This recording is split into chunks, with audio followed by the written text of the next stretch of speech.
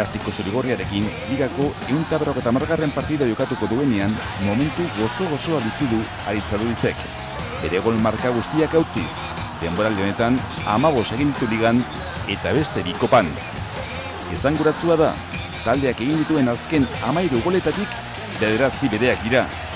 Atletikek bere une zoriontzua Aduriz zor dio, zalantzarik gabe. Aurrelari gehienak bezala ze bolada zarrak eta onak ditu Adurizek.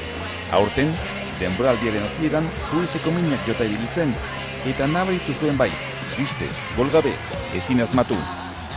Ligaren bigarren herrialdean ostera, berak hartu du golak sartzeko ardura Atletiken, 11 sartu ditu.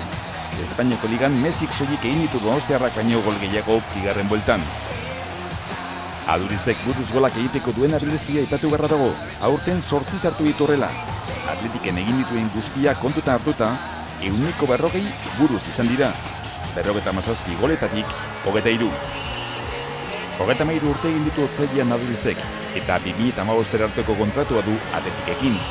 Gaur egun ezinbestekoa da San Mameseko taldearentzat, eta martxa horretan jarraitu ezkero, liga bukatzeko geratzen diren 5 partiduetan, azken urteotako golegile zurigorrien narkak hautziko ditu.